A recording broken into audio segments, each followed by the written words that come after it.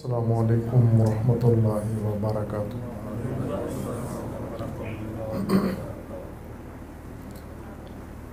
اعوذ باللہ من الشیطان الرجیم، بسم اللہ الرحمن الرحیم۔ الحمد للہ والصلاۃ والسلام علی رسول اللہ وآلہ آل اللہ، واللعنۃ الدائمۃ علی اعدائہم اعداء اللہ من یوم عداوتہم الی یوم لقاء اللہ۔ اما بعد، فقال الامام حسین بن علی علیہ السلام: الناس عبید الدنیا والدین لائق علی السنتہم، یحیطونہ ما درت معائشہم، وَإِذَا مُحِّصُوا بِالْبَلَاءِ قَلَّ الدَّيَّانُونَ۔ درود پڑھیے محمد و آل محمد۔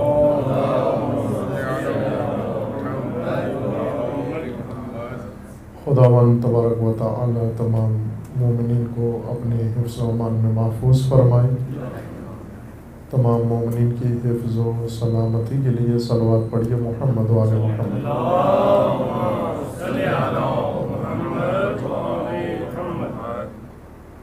سید الشہداء حضرت امام حسین علیہ السلام کا قول نورانی و فرمان گرامی آپ کی خدمت میں سرنامہ کلام قرار دیا ہے، جس میں حضرت کا ارشاد ہے: الناس عبید الدنیا، لوگ دنیا کے بندے ہیں، والدین لائق علی السنتہم، دین ان کی زبان پہ چپکا ہوا ایک مزہ اور ذائقہ ہے۔ اس وقت تک زبانوں پہ دین کو رکھتے ہیں جب تک ان کی دنیا بنی رہے، معاش قائم رہے۔ جب آزمائشوں میں ڈالے جاتے ہیں، دیندار بہت کم رہ جاتے ہیں۔ اذا محصوا بالبلاء قل الدیانون، یہ جملات گران قدر امام علیہ السلام نے قیام عاشوراء و قیام کربلا کے دوران بیان فرمائی۔ در حقیقت یہ بیان فرمایا کہ یہ سب کچھ کیوں ہو رہا ہے، آل رسول کیوں میدان میں آئے، بنو امیہ کی یہ سفاک حکومت کیسے قائم ہو گئی، اور امام علیہ السلام کو مدینہ کیوں چھوڑنا پڑا، اور اس صحرا میں، اس بیابان میں امام بغیر ساتھیوں کے کس طرح پہنچائے۔ ایک بڑا سبب حکومت ہے، یزید کی حکومت، بنو امیہ کی حکومت، اور دوسرا اہم سبب اس کا لوگ ہیں، وہ لوگ جو بنو امیہ کے ساتھ ہیں، حامی ہیں، وہ نہیں، بلکہ وہ لوگ جو اپنی نجی مصروفیات میں مصروف ہیں، اپنے کام کاج میں مشغول ہیں، اور ان کی آنکھوں کے سامنے یہ واقعہ ہو رہا ہے، لیکن ان پر کوئی اس کا اثر نہیں، کوئی رد عمل نہیں اس کا۔ یہ لوگ ایک ایسی آفت میں مبتلا ہیں، بیماری میں مبتلا ہیں، جس نے یہ حالات پیدا کیے ہیں کربلا کے، اور اس شہادت کے، اور اس قربانی کے۔ وہ آفت یہ ہے کہ دنیا، یہ لوگ عبد دنیا ہیں، بندگان دنیا ہیں۔ الناس عبید الدنیا، لیکن محض دنیا کے فرزند نہیں ہیں، دین بھی اپنی زبانوں پہ چسکے کے طور پر، مزے کے طور پر، ذائقے کے طور پر دین، زبانی دین بھی اپنایا ہوا ہے۔ بندگی دنیا کی کرتے ہیں اور تذکرہ دین کا کرتے ہیں۔ اس دینداری نے در حقیقت یہ موقع اور یہ ماحول فراہم کیا ہے کہ جس میں امت کے امام امت کے نرغے میں ہیں، امت کے محاصرے میں ہیں۔ وہ لوگ جن کو امام کی پیروی کرنا چاہیے تھی، وہ امام کے قتل کے درپے ہوئے ہیں۔ یہ خاص دینداری باعث بنی ہے، زبانی دینداری اور عملاً دنیا کی بندگی۔ دنیا کی بندگی انسان کو ہر پستی میں ڈال سکتی ہے، جیسا کہ اس نے ڈالا ہوا ہے۔ اور امام علیہ السلام نے وہ خاص طبقہ ذکر نہیں کیا کہ حکومتی اہلکار بندگان دنیا ہیں، یا وہ لوگ جو مخالفین اہل بیت ہیں وہ بندگان دنیا ہیں، بلکہ فرمایا کہ الناس عبید الدنیا، لوگ دنیا کے بندے ہیں۔ بالعموم ذکر فرمایا، ناس لوگ دنیا کے بندے ہیں۔ اگرچہ دعویٰ زبان پہ رکھتے ہیں کہ ہم خدا کے بندے ہیں، لیکن یہ زبان کی حد تک ہے ان کے الدین لائق علی السنتہم، دین کی اساس و بنیاد بھی بندگی ہے، اور جو حالات باعث بنے شہادت سید الشہداء کے، وہ بھی بندگی ہے۔ بندگی نے یہ ظلم کروایا، اور دین کی بنیاد بھی بندگی ہے۔ فرق یہ ہے کہ دین کی بنیاد اللہ کی بندگی ہے، اور جن حالات نے یہ اسباب فراہم کیے جس میں امام علیہ السلام کا قتل ہوا، شہادت ہوئی، ظلم ہوا اہل بیت رسول پر، یہ دنیا کی بندگی ہے۔ انسان بندگی سے آزاد نہیں ہو سکتا، ہر حال میں بندہ ہے۔ کوئی انسان روئے زمین پر، حتیٰ بہت بڑا طاغوت، جبار، فرعون بھی بندہ ہے۔ اگر خدا کا بندہ نہیں ہے، دنیا کا بندہ ہے، خواہشات کا بندہ ہے، نفس کا بندہ ہے، کسی حکومت کا بندہ ہے، کسی ظالم و جابر کا بندہ ہے۔ اور جس کی بندگی میں انسان ہو، اس کے اثرات انسان پر ظاہر ہو جاتے ہیں۔ انسان کے حالات بتاتے ہیں کہ اس وقت کس کی بندگی میں ہے۔ جو نفس کی بندگی میں ہے، نفس کے تابع فرمان ہیں، ان کے حالات، ان کے حرکات، ان کے اعمال بتا دیتے ہیں کہ یہ بندگی نفس میں مبتلا ہے۔ جو بندگی خواہشات میں مبتلا ہوں، یہ بندگی ان کے وجود میں، ان کے روپ میں ظاہر ہو جاتی ہے، کھل کے سامنے آ جاتی ہے۔ جو شیطان کی بندگی میں ہو، یہ بندگی چھپتی نہیں ہے، کھل کے سامنے آ جاتی ہے، واضح ہو جاتی ہے۔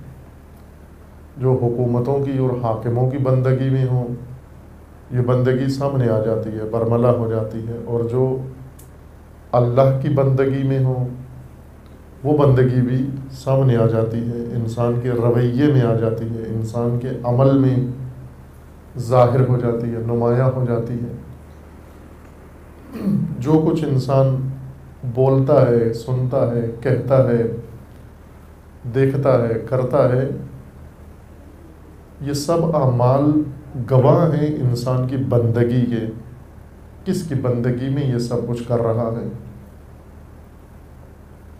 اور یہ بھی بندگی کا قانون ہے کہ یہ بندہ جس کا بندہ ہوگا، اس کی شخصیت اور اس کے حالات اس بندے کے اوپر ظاہر ہوں گے۔ اگر انسان اللہ کی بندگی میں ہو، الہی آثار انسان کے اوپر نمایاں ہوں گے، اور وہ صفات جو اللہ تعالیٰ کی ہیں انسان میں ان صفات کا سایہ نظر آئے گا۔ بندگی اسی چیز کا نام ہے۔ وہ صفات ساری سایہ فگن ہیں انسان کے اوپر، انسان کے وجود میں ان صفات کا سایہ نظر آتا ہے۔ اور اگر انسان اللہ کے علاوہ کسی اور کی بندگی میں ہو، اس کی صفات کا سایہ انسان میں منعکس ہوتا ہے، نظر آتا ہے باقاعدہ۔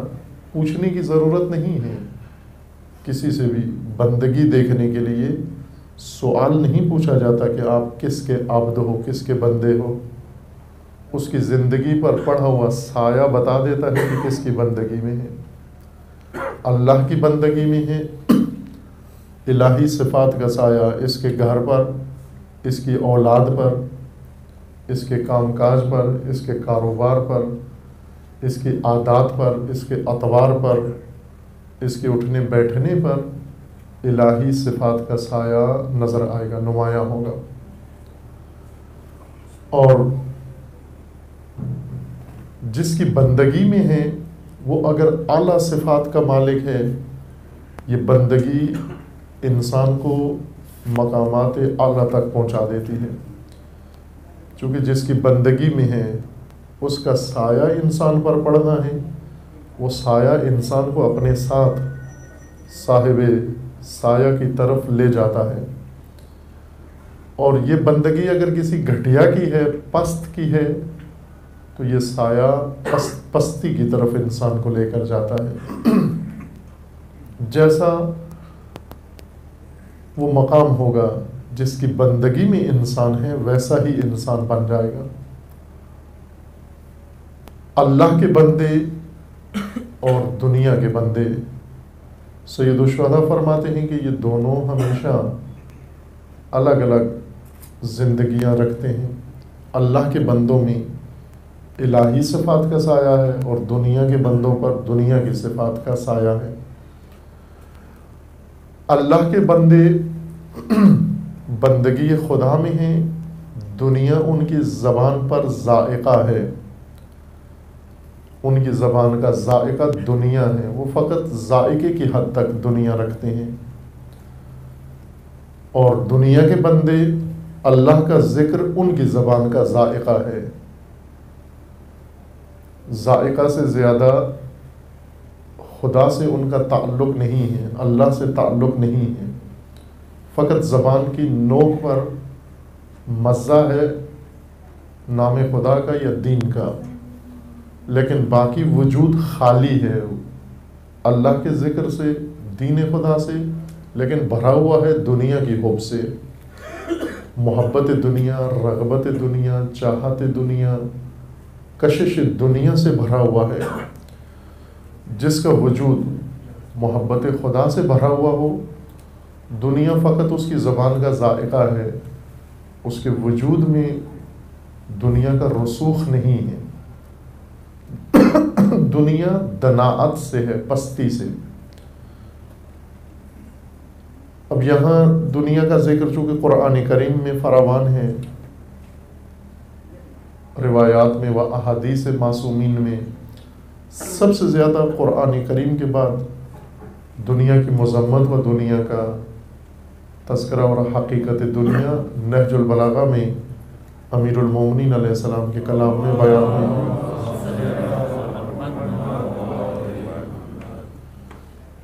امیر المومنین علیہ السلام نے دنیا کی حقیقت سب سے زیادہ کھول کے واضح کر کے بیان کی ہے، لیکن پیروان قرآن و پیروان معصومین عموماً بعض مفاہیم ان کے لیے کھلے ہوئے نہیں ہیں، روشن نہیں ہیں، نہ یہ کہ قرآن میں واضح نہیں ہے یا نہج البلاغہ میں روشن نہیں ہے، ہمارے ذہنوں میں روشن نہیں ہے، قرآن میں واضح ہیں، چونکہ قرآن کتاب مبین ہے، قرآن مبین ہے، کلام مبین ہے، رسول اللہ کی تبلیغ بلاغ مبین ہے، امیر المومنین کے فرامین قول مبین ہے، یعنی کھلا ہوا آشکارا قول جس کے اوپر کوئی غبار نہیں، کسی قسم کا ابہام نہیں، کسی قسم کی اس میں کوئی خلش نہیں ہے، واضح و روشن کھلا قول ہے۔ لیکن جب ہماری طرف آتا ہے یہ فرمان، یہ دین ہمارے ذہنی الجھنوں اور ہماری ذہنی کیفیتوں کے ساتھ جب ملتا ہے، یہ مبین چیز مبہم بن جاتی ہے، اس میں الجھو آ جاتا ہے، اس کی وضاحت کے اوپر پردے پڑ جاتے ہیں۔ چونکہ ہم بھی بعض اوقات کھلی بات سننا نہیں چاہتے ہیں اس کے اوپر پردہ پڑا رہے، گول مول رہے، اتنی نہ کھلے بات تاکہ ہمارا کام چلتا رہے، کھل گئی تو مشکلات زیادہ ہو جائیں گی۔ زندگی اور دنیا میں فرق ہے، زندگی دین کے حصے میں آتی ہے، دنیا کے زمرے میں نہیں ہے۔ جن چیزوں کا نام ہم نے دنیا رکھا ہوا ہے، یہ دنیا نہیں ہے، یہ دین ہے۔ عموماً ہم کام کاج کو دنیا کہتے ہیں، کاروبار کو دنیا کہتے ہیں، درآمد کو دنیا کہتے ہیں، گھر بار بنانا دنیا ہے، اولاد دنیا ہے، یہ دین ہے۔ البتہ نہ ہر صورت میں دین ہے، یہ ہر کاروبار دین ہے، ہر معیشت دین ہے، ہر سرگرمی دین ہے، ہر تعلیم دین ہے، نہ۔ اگر دین کے سائے میں ہو، اگر دین کی راہ پر ہو، اگر دین کے اصولوں کے مطابق ہو، پھر دین ہے۔ انسان کے ہاتھ میں ہے کہ زندگی دنیا کے تحت لے جائے یا دین کے تحت لے آئے، کاروبار دین کے سائے میں کرے یا دنیا کے سائے میں کرے، اختیار ہے اپنا۔ یہ ساری مصروفیتیں دنیا کو سونپ دیں یا دین کے حوالے کر کے اور خود بھی دین کے سائے میں آئیں۔ دنیا، کاروبار، گھر بار اور معاش ہو، یہ چیزیں تعلیم دنیا نہیں ہے، لیکن انسان چاہے تو ان کو دنیا بنا سکتا ہے۔ دنیا پستی کا نام ہے، گھٹیا مقام کا نام ہے۔ جہاں پر بھی پستی ہو، گراوٹ ہو، دناعت ہو، ذلت ہو، اس کا نام دنیا ہے۔ انسان اگر زندگی بسر کرے اور اس میں ذلت نہ ہو، پستی نہ ہو، یہ دین ہے۔ کام کرے اس میں پستی نہ ہو، یہ دین ہے۔ اگر گھر بنائے اس میں پستی نہ ہو، یہ دین ہے۔ ذلت نہ ہو اس میں، یہ دین ہے۔ کوئی حرکت کرے، تعلیم دے یا تعلیم لے، اگر اس کے اندر پستی نہیں ہے، گراوٹ نہیں ہے، یہ دین ہے، دنیا نہیں ہے۔ دنیا پستی کا نام ہے، حقارت کا نام ہے، وہ چیز جو انسان کو بھی اپنے ساتھ پستی کی طرف لے جائے، حقارت کی طرف لے جائے، یہ دنیا ہے۔ اور جب انسان اس دنیا کا بندہ بن جاتا ہے، عبد بن جاتا ہے، عبودیت و بندگی کرتا ہے دنیا کی، اپنے ساتھ دنیا اس کو پستی کی طرف لے جاتی ہے، اور پست انسان ہر جگہ پستی کا ہی مظاہرہ کرتا ہے۔ وہ ایک پستی انسان نے دکھائی، وہ کربلا کے وقت، کربلا کے موقع پر، واقعہ کربلا جب حالت وقوع میں تھا، ان حالات میں لوگوں نے پستی دکھائی۔ واقعہ کربلا جب حالت وقوع میں تھا، حالت وقوع سے مراد یعنی کہ 10 محرم اور 9 محرم، بلکہ وہ زمانہ جس میں امام حسین علیہ السلام کی امامت کا زمانہ تھا اور بنو امیہ کی حکومت کا زمانہ تھا۔ امامت حسین علیہ السلام کی تھی اور حکومت بنو امیہ کی تھی۔ یہ زمانہ بہت اہم زمانہ ہے۔ اس زمانے میں انسانوں نے پستی دکھائی۔ اب ظاہر ہے یہاں انسانوں سے مراد غیر مسلمان نہیں ہیں۔ الناس عبید الدنیا والدین لائق علی السنتہم، یہ مراد بے دین لوگ یا کفار نہیں ہیں، چونکہ ان کی زبان پر بھی دین نہیں ہوتا، ان کے دل میں بھی دین نہیں ہوتا۔ جس طرح وہ ظاہراً عبد دنیا ہے، باطناً بھی عبد دنیا ہے، وہ سرے سے زبان تک بھی دین نہیں لاتے، امام علیہ السلام نے اس گروہ کا ذکر کیا ہے جو زبانوں پہ دین رکھتے ہیں لیکن ہیں دنیا کے بندے، ان کی طرف امام کا اشارہ ہے۔ الناس عبید الدنیا والدین لائق علی السنتہم، جو زبانوں سے دعوی دینداری نہیں رکھتے وہ اس جملے میں مراد نہیں ہے، ان کی طرف رخ نہیں ہے، روئے سخن اس طرف نہیں ہے، ان لوگوں کی طرف ہے۔ ناس سے مراد جن کی زبانوں پر تذکرہ دین موجود ہے۔ انہوں نے پستی دکھائی، ذلت دکھائی، حقارت کا ثبوت دیا و انتہائی درجے کی حقارت کا ثبوت دیا۔ اس سے زیادہ بڑی پستی انسان کے لیے قابل فرض نہیں ہے جو انہوں نے دکھائی۔ اور ظاہر ہے کہ یہ پہلی دفعہ نہیں ہو رہا تھا کہ زبانوں پہ نام دین رکھنے والے اور عملاً عبید دنیا پہلی دفعہ یہ پستی نہیں دکھا رہے تھے، اس سے پہلے بھی متعدد دفعہ اس پستی کا مظاہرہ کیا، اور اس کے بعد بھی یہ پستی قائم رہی، جاری رہی، نسلوں کے اندر جاری رہی۔ اور ناس سے مراد بھی فقط وہی لوگ نہیں جو اس زمانے میں سید الشہداء علیہ السلام کے زمانے میں ہی اس حالت میں گرفتار تھے، بلکہ جب بھی کوئی طبقہ زبان پہ دین رکھتا ہو اور حقیقتاً دنیا کا بندہ ہو، وہ سید الشہداء کے خطاب کا مصداق ہے، یعنی وہ در حقیقت ذمہ دار ہے۔ زمانہ میں نے آپ کی خدمت میں اشارہ کیا کہ زمانہ بنو امیہ کی حکومت کا اور امام حسین علیہ السلام کی امامت کا زمانہ ہے، اور دونوں مسئلے بہت اہم، حکومت بنو امیہ اور امامت سید الشہداء علیہ السلام۔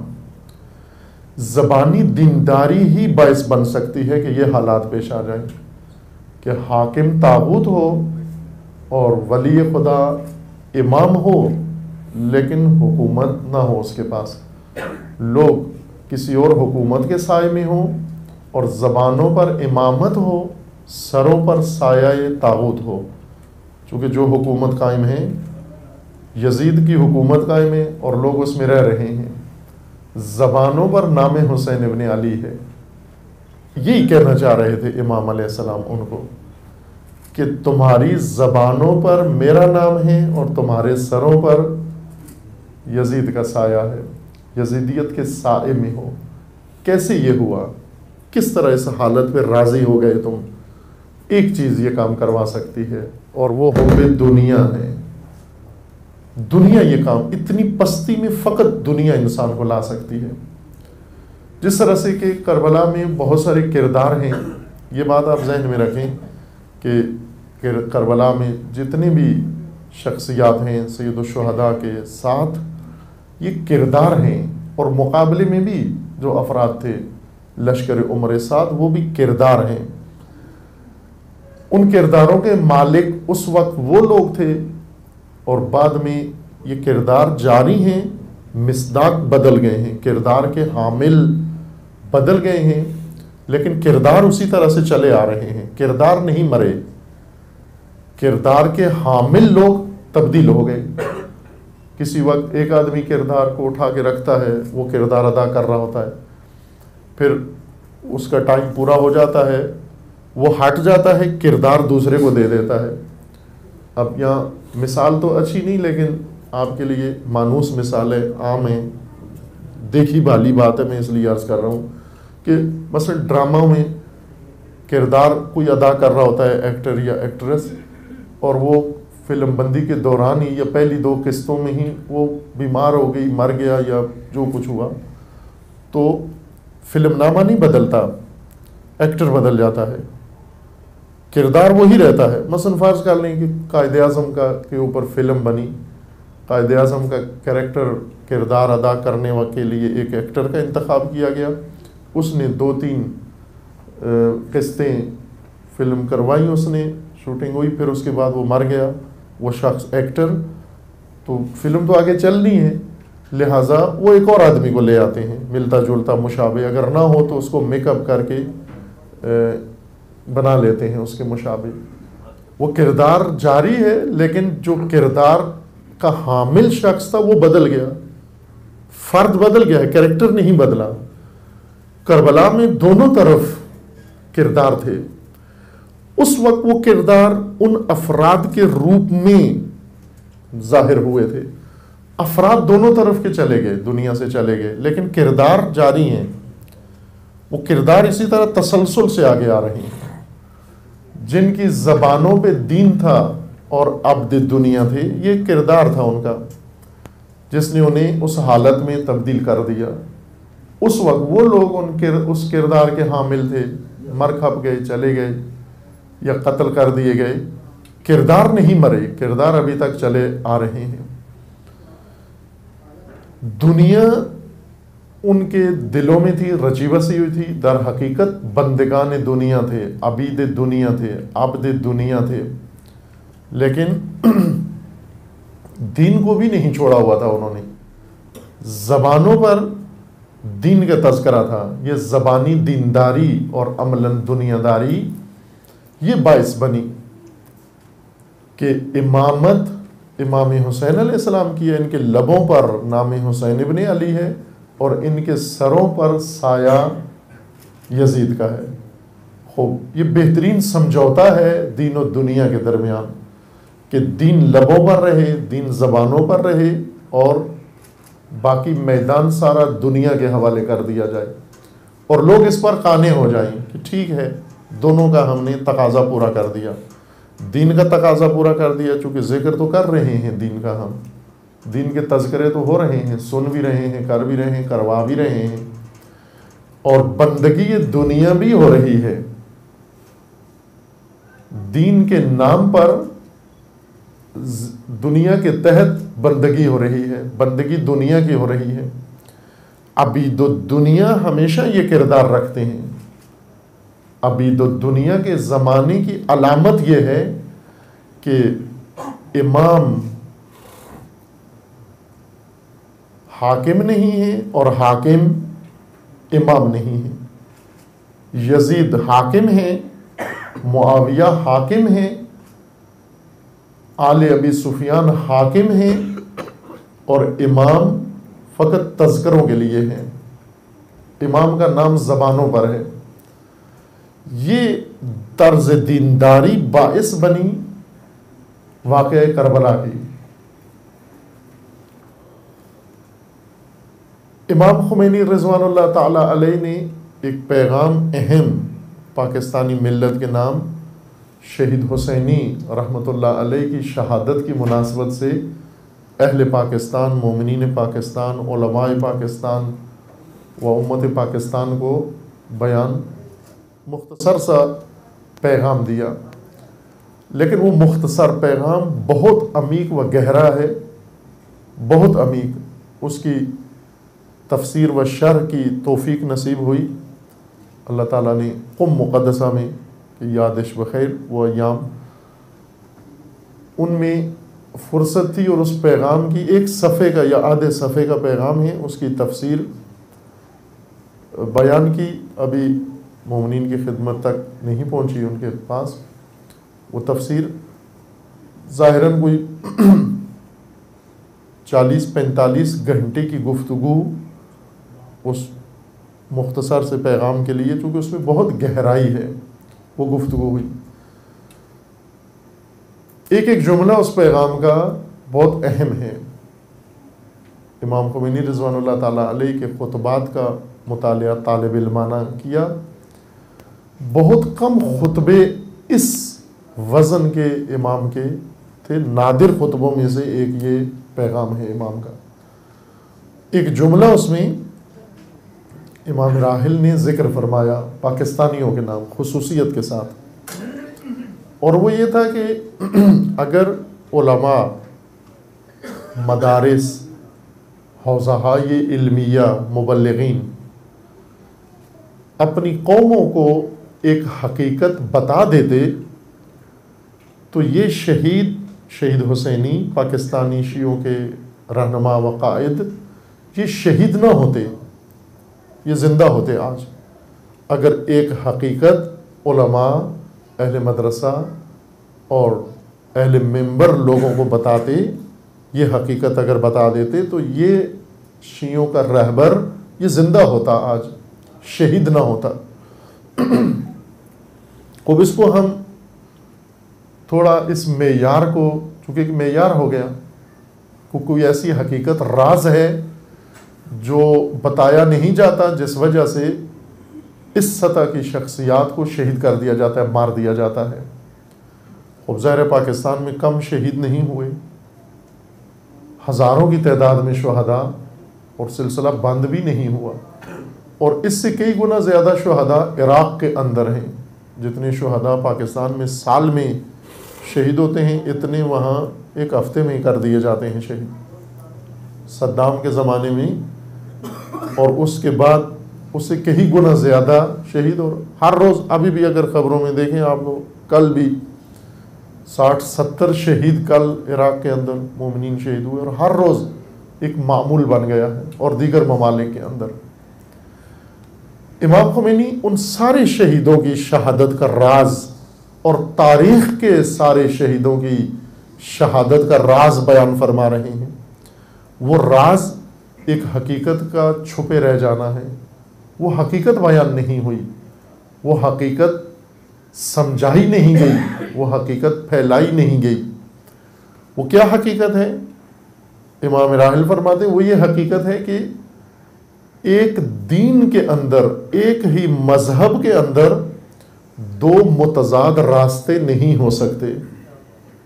یہ حقیقت سادہ سی بھی ہے اور بڑی گہری بھی ہے، کہ یہ حقیقت اگر لوگوں کو بتا دی جاتی کہ ایک دین کے اندر، ایک مذہب کے اندر، ایک مکتب کے اندر دو متضاد راہیں نہیں ہو سکتی، یہ دونوں دین نہیں ہو سکتے، یہ حقیقت اگر بتا دیتے لوگوں کو کہ یہ دونوں دین نہیں ہیں، یہ شہداء شہید نہ ہوتے، تاریخ میں یہ ظلم نہ ہوتا، اور آئندہ آنے والے زمانوں میں یہ ظلم نہ ہوتا اگر یہ راز اس سے پردہ اٹھا دیا جاتا۔ ظاہر کون بتاتا؟ علماء، مبلغین۔ یہ علماء کا کام ہے، عوام کا نہیں ہے۔ عوام کا کام ہے اس حقیقت کو، اس راز کو جب عالم بتائے تو وہ سمجھ جائے۔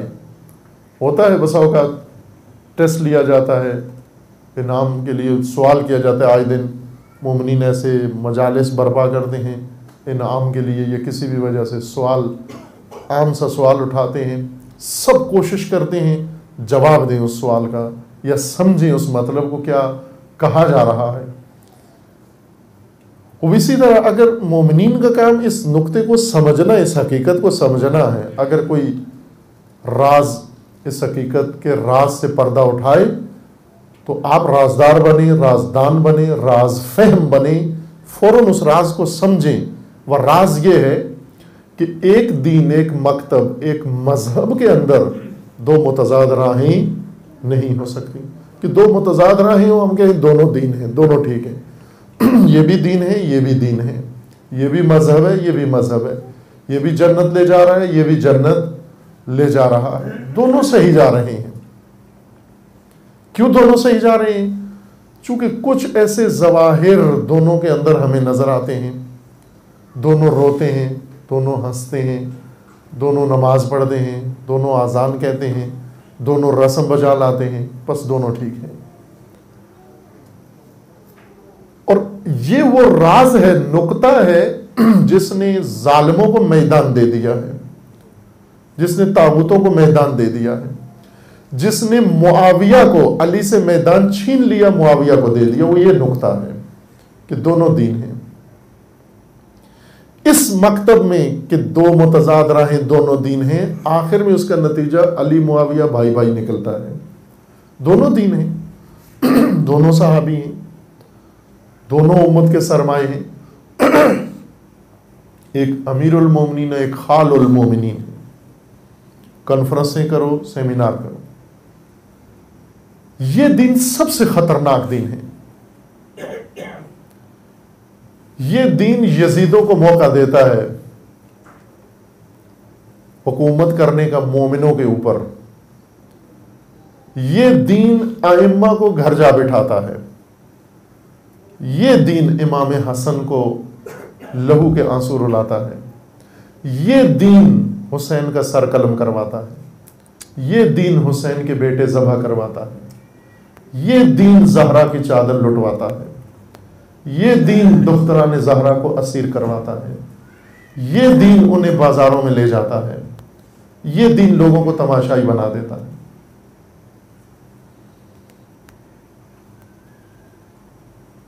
جس قوم کو یہ دین سکھا دیا جائے، یہ دین بتا دیا جائے کہ متضاد راستے سب دین ہیں، سب ٹھیک ہے، سب کر رہے ہیں، اللہ اللہ کر رہے ہیں، بس ٹھیک ہے، سب مسلمان ہیں، خطرناک ترین دین یہ ہے۔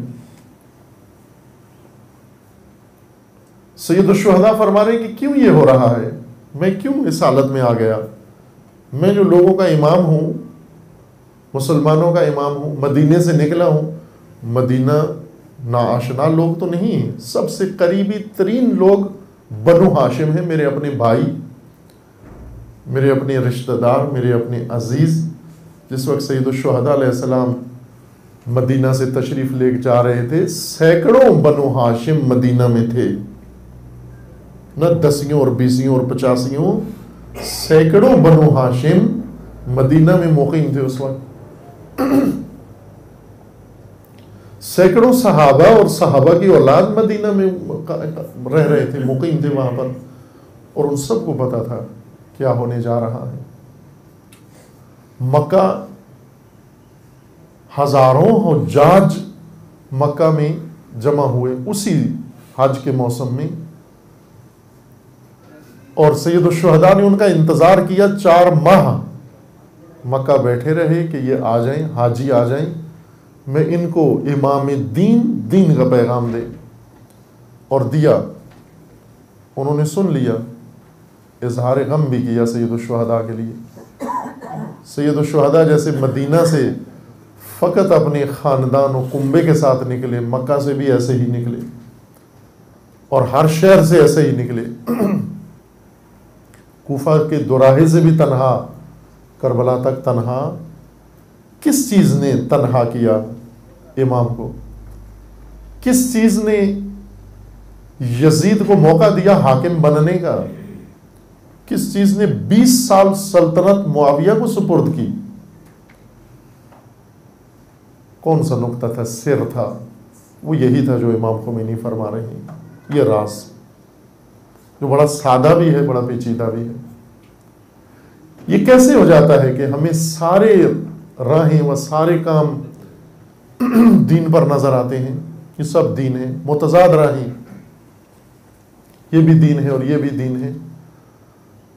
یہ اس وقت ہوتا ہے کہ جب انسان دین کو فقط زبان کی حد تک رکھتا ہے، تذکرے کی حد تک رکھتا ہے، وہ فقط کانوں کے پردوں کی حد تک رکھتا ہے، سماعتوں تک رکھتا ہے، لیکن عملی زندگی دنیا کے مطابق، بندگی دنیا کی کر رہا ہوتا ہے۔ زبانی دین میں فرق نہیں پڑتا کہ آپ کون سا دین اپناتے ہیں، جو بھی اپنا لیں کوئی فرق نہیں پڑتا، مزہ ہے، ذائقہ ہی رکھنا ہے زبان پر، پھر کوئی فرق نہیں پڑتا، یہ راستہ رکھ لو یا وہ راستہ رکھ لو۔ جیسے ابھی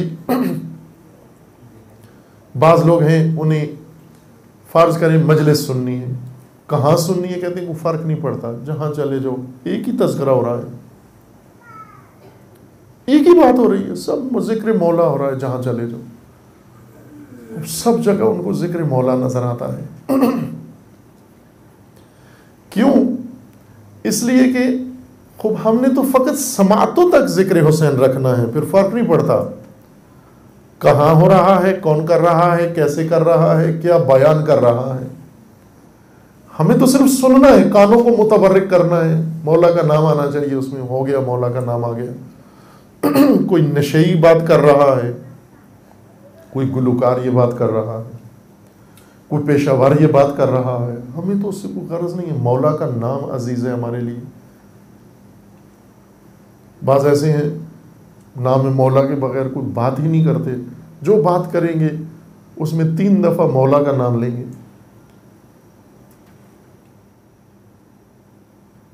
کہ ہمیں ذکر مولا سننا ہے، ہمیں کیا غرض کون کر رہا ہے، کیسے کر رہا ہے، یا اس کا کردار کیا ہے، اس کی بات کیا ہے، وہ کہاں ہے، کون ہے، کیسا ہے، مولا کا نام ہونا چاہیے۔ یہ وہ چیز ہے جو حالات کو یہاں پہنچا دیتی ہے، انسان کو لا تعلق بنا دیتی ہے دین سے. دین لعو کے زبان ہو، چپکا ہوا ذائقہ ہو زبان کے ساتھ، اور باطنی انسان دین سے خالی ہو، دل دین سے خالی ہو، ذہن دین سے خالی ہو، عمل دین سے خالی ہو، معیارات دین کے نہ ہوں،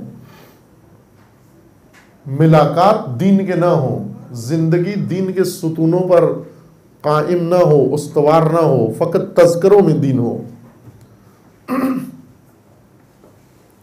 ایک طبقہ فقط پیشہ اس کا ہو جائے بیان کرنا دین کے قصے و تذکرے، دوسرے کا پیشہ دین کو سننا. ایک سامعین ہو جائیں اور ایک ہو جائیں ذاکرین و خطبہ. کل دین کا سرمایہ یہ رہ جائے. دین گھروں سے رخصت کر دیا جائے، دین معاملات سے رخصت کر دیا جائے، دین نظام سے رخصت کر دیا جائے، دین زندگی سے رخصت کر دیا جائے، اور فقط تذکروں میں رہ جائے اور سماعتوں میں رہ جائے. یہاں آ کر پستی پیدا ہوتی ہے دونوں کے اندر، بیان کرنے والوں کے اندر بھی اور سننے والوں کے اندر بھی پستی آ جاتی ہے. وہ پستی ان کو لا تعلق بنا دیتی ہے. وہ پستی ان کو ان کی ترجیحات کے نظام کو بدل دیتی ہے. پستی انہیں بتاتی ہے کہ تم نے بچانا کیا ہے، تم نے قربان کیا کرنا ہے. اور جب پستی کے فتوے سے انسان کچھ بچاتا ہے اور کچھ قربان کرتا ہے، پھر یہ صورتحال بنتی ہے جو کربلا میں بنی. عبید دنیا کو انہوں نے پستی سے فتویٰ لیا کہ اب ہمارا حکم کیا ہے. یہ ذکر مصائب آپ سنتے رہتے ہیں، مصائب میں بارہا یہ جملے آپ نے سنے ہوئے ہیں کہ جب شام غریبہ کا منظر ہوا اور اہل بیت کے خیموں کو آگ لگائی گئی اور بیویوں نے حکم پوچھا امام علیہ السلام سے کہ ہمارا وظیفہ کیا ہے، فریضہ کیا ہے. امام کے پاس گئیں حکم پوچھنے کے لیے، بی بی گئیں اب ہمارا فریضہ کیا ہے. اب توجہ کریں گے یہاں پر پستی نے فتویٰ نہیں دیا، بلندی نے فتویٰ دیا.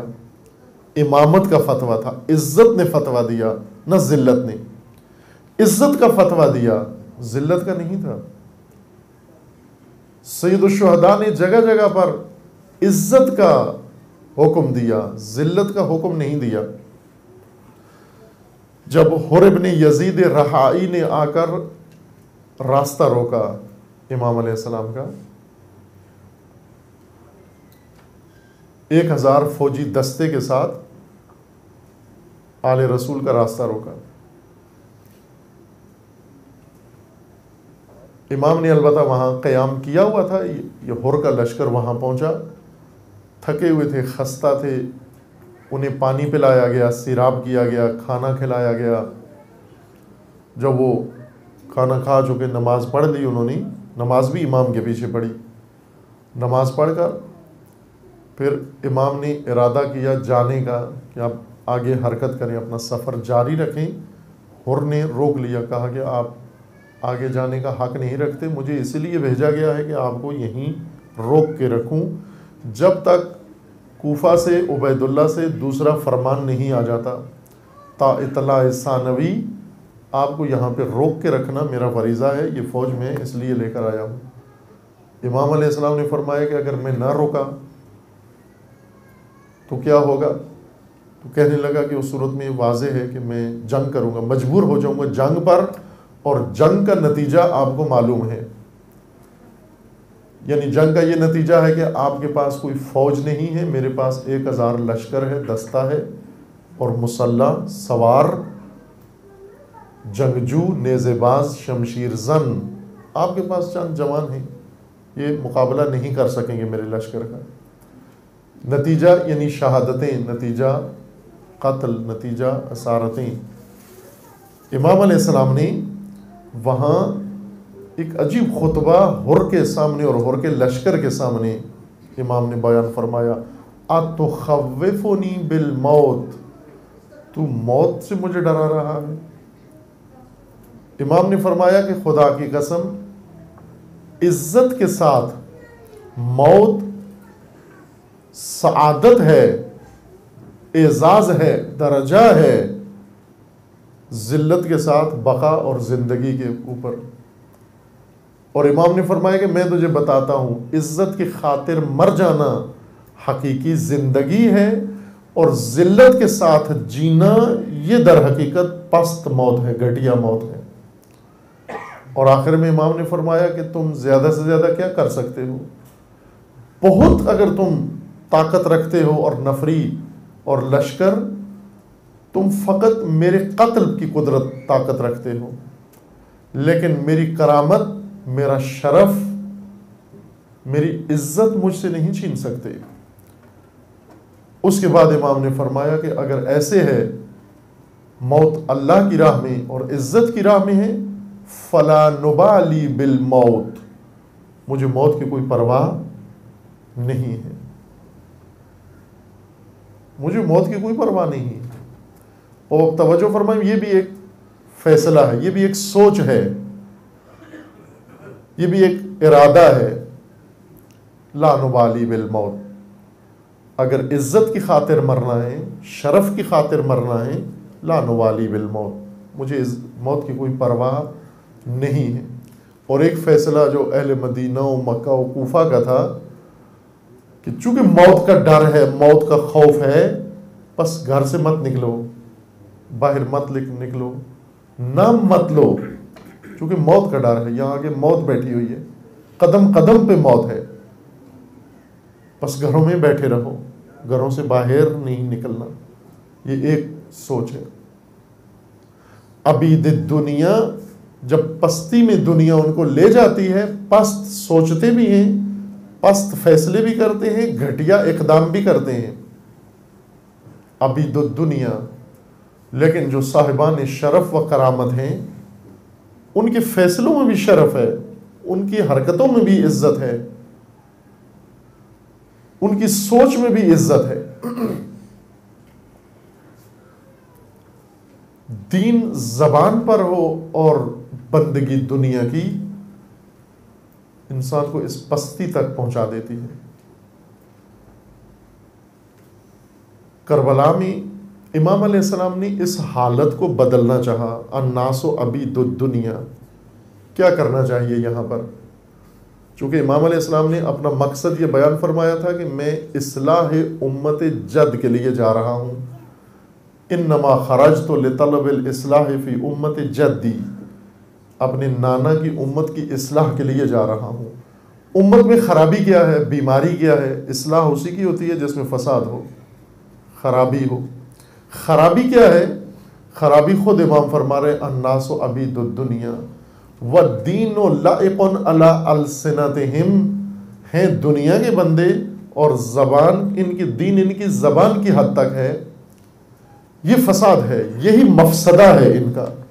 اس فساد نے ساری حالت خراب کی ہے، اس فساد نے امام کو اس حالت میں پہنچایا، اور اس فساد نے پسترین امت کی پستی نے پسترین انسان کو ان کا حاکم بنا دیا، اور باشرف ترین انسان کو اس حالت میں، اس پستی نے، لوگوں کی پستی نے پہنچا دیا۔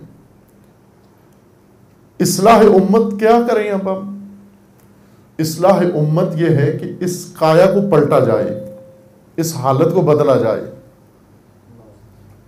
کہ ان کی زبانوں پہ جو کچھ ہے وہ ان کے دلوں میں چلا جائے، وہ ان کی زندگیوں میں چلا جائے، وہ ان کے رویوں میں چلا جائے، وہ ان کے معیاروں میں چلا جائے، اور جو کچھ جس کی بندگی میں ہے اس کی بندگی ان سے چھڑا دی جائے، بندگی دنیا سے نکال کر انہیں اللہ کی بندگی میں پہنچایا جائے، اور دین ان کی زبانوں سے اتارا جائے، ان کے وجود کے اندر، ان کی زندگیوں کے اندر، ان کی سوچوں کے اندر، ان کے فیصلوں کے اندر، ان کے معیاروں کے اندر دین وہاں پہنچایا جائے، زبانوں سے نیچے ان کے گلے میں اتارا جائے، ان کے سینوں میں اتارا جائے، ان کے ذہنوں میں اتارا جائے۔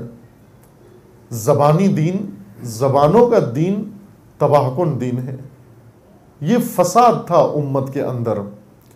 اس فساد کی خاطر، اس فساد کو ٹھیک کرنے کے لیے کہ الناس عبید الدنیا، میں نکلا ہوں دنیا اس فساد امت کو ٹھیک کرنے کے لیے.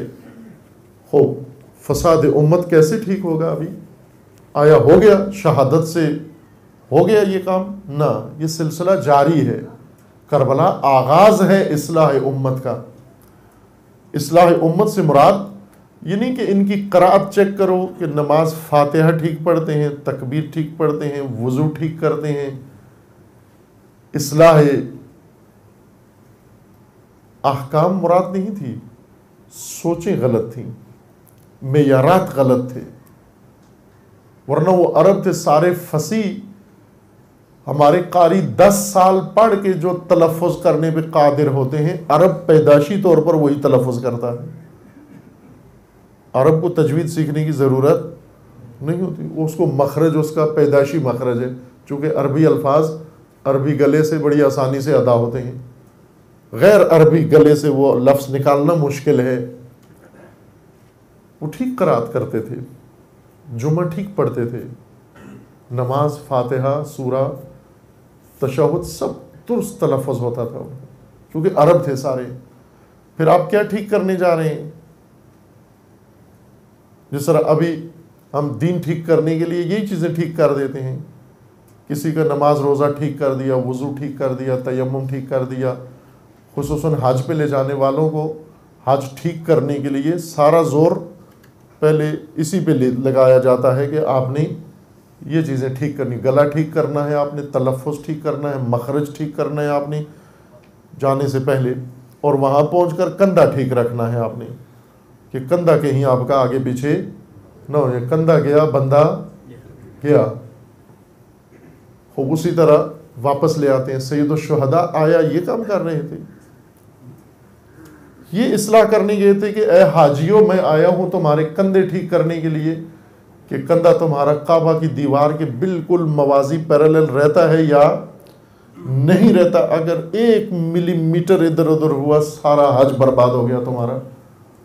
نہ، بلکہ انہی کی وہ فساد میں مبتلا تھے، وہی حاجی فساد میں مبتلا تھے. فساد ان کا یہ تھا کہ متضاد راہوں کو دین سمجھتے تھے، اپنے آپ کو بھی دیندار سمجھتے تھے. لا تعلق، حسین جا رہے ہیں خوب ٹھیک ہے جا رہے ہیں، ہم نہیں جا رہے نہیں جا رہے. کون دین پر ہے؟ کہتے ہیں دونوں دین پر ہیں، وہ بھی دین پر ہیں ہم بھی دین پر ہیں. وہ جو کر رہے ہیں وہ بھی دین ہے، ہم جو کر رہے ہیں ہم بھی دین ہے. اور یزید کیا کر رہا ہے؟ وہ مسلمان ہے، کلمہ گو ہے، وہ بھی دین ہے، وہ بھی ٹھیک کام کر رہا ہے. زبانی دین اور دنیا کی بندگی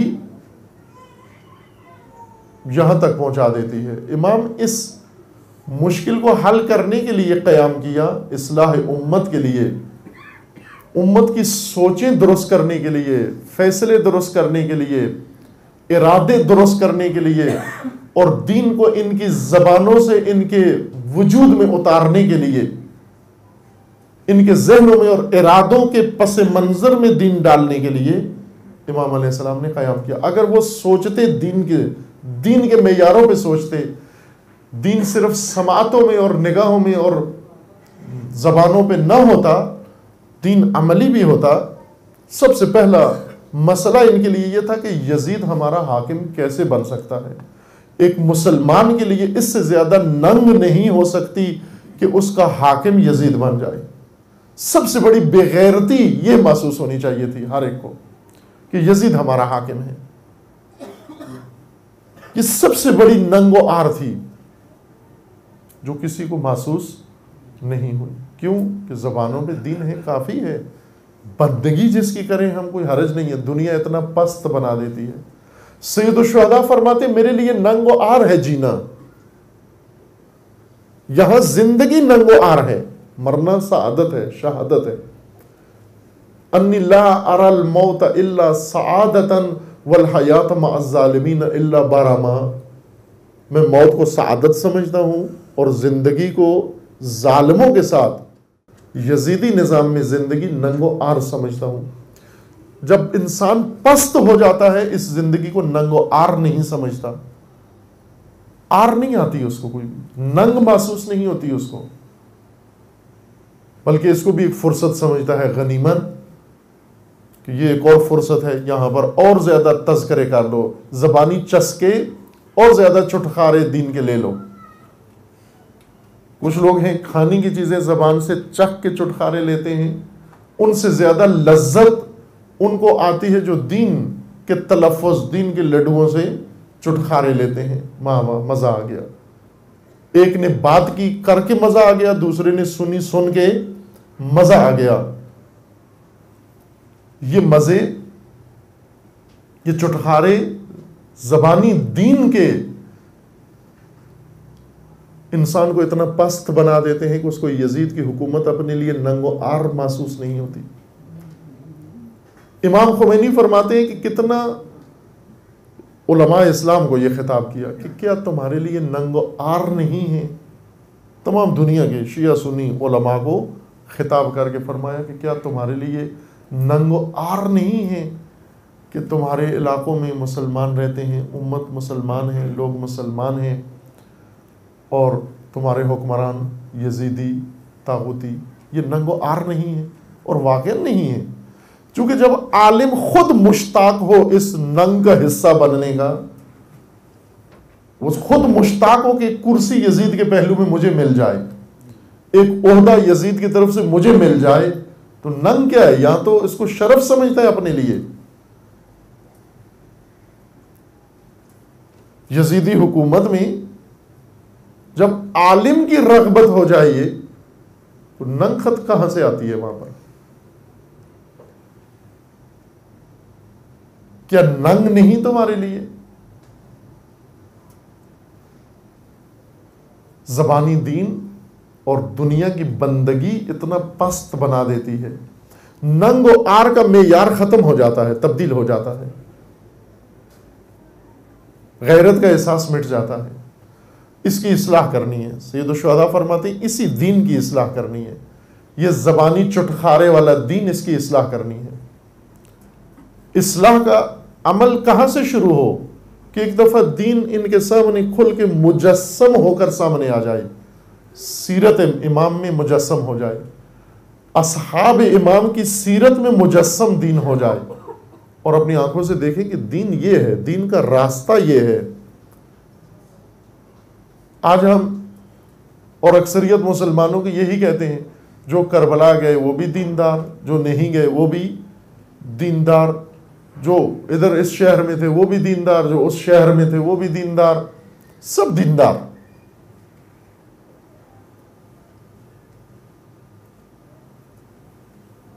کیسے سب دیندار ہو گئے؟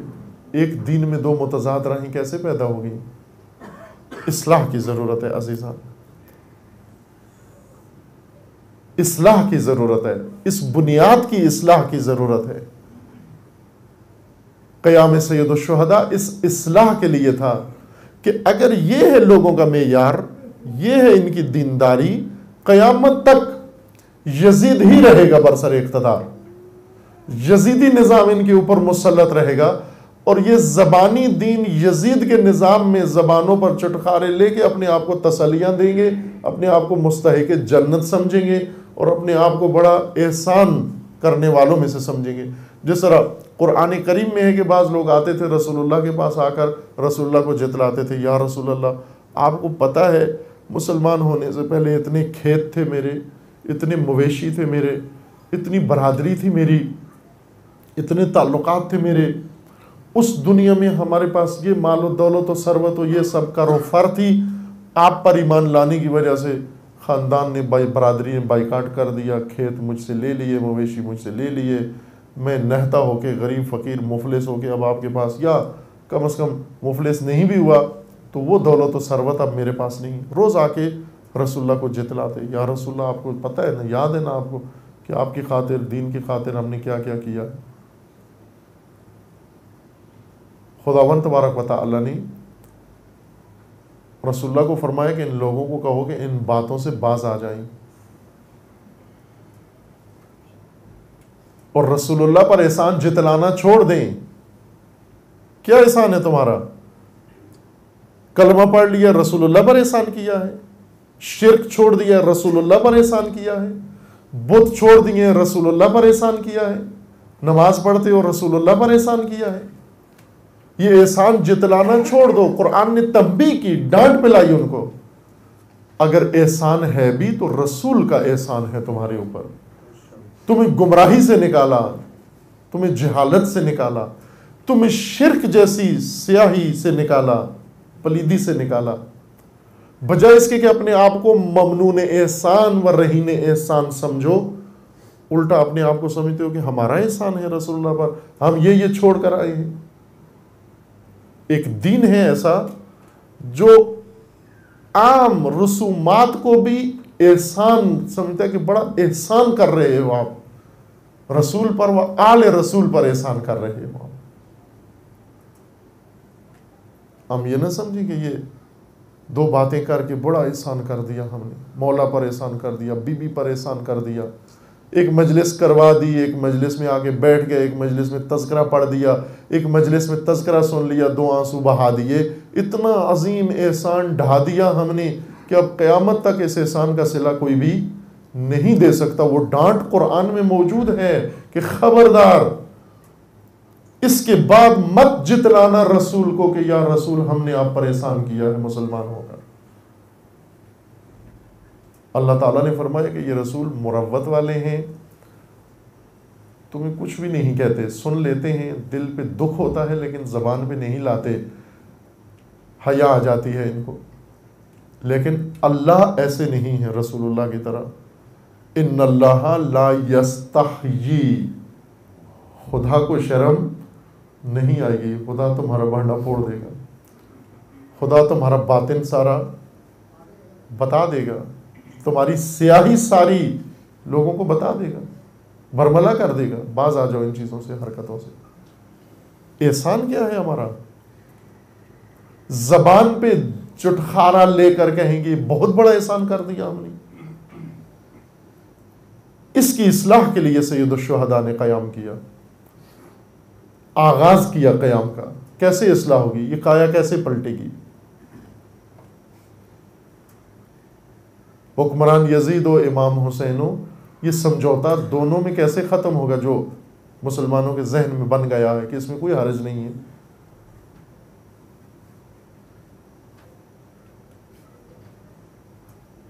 یہ قیام ہوا، وہ کردار سید الشہداء لے کر آئے. وہ کردار دائمی ہے، کردار مرے نہیں کربلا کے، کردار زندہ ہے. افراد، ان کرداروں کے حامل افراد بدلتے رہے، کردار زندہ ہے. کربلا کے کردار امت کی اصلاح کا ذریعہ ہے. کردار نہ کہ وہ کردار تھے اور ہمارا کام ان کرداروں کا فقط ذکر ہے. ہم مامور ہیں ذکر کے، وہ مامور تھے کردار کے. نہ عزیز من، وہ بھی مومنین تھے اور کردار حامل اٹھے آئے میدان میں کہ یہ کردار ہے، اس کردار کو ہم نے اپنایا ہے. اپنی باری گزار گئے. قرآن کریم کے بقول من المؤمنین رجال صدقوا ما عهد اللہ علیہ فمنهم من قضى نحبه ومنهم من ينتظر وما بدلوا تبدیلا. مومنوں میں سے کچھ مرد ہیں، یہ قرآن کا فرمانا ہے، مومنوں میں سے کچھ مرد ہیں. یہ جملہ خود ہی بہت کچھ بتا جاتا ہے کہ اگر غور کریں کہ مومنوں میں سے کچھ، ہم سے کہتے ہیں نا مومنوں میں سے کچھ بڑے سخی ہیں، وہ باقی کیا ہے؟ کنجوس. اگر کچھ سخی ہیں تو باقی، یا تو یوں کہا جائے ایسا موقع ہو کہ سب مومن سخی ہیں.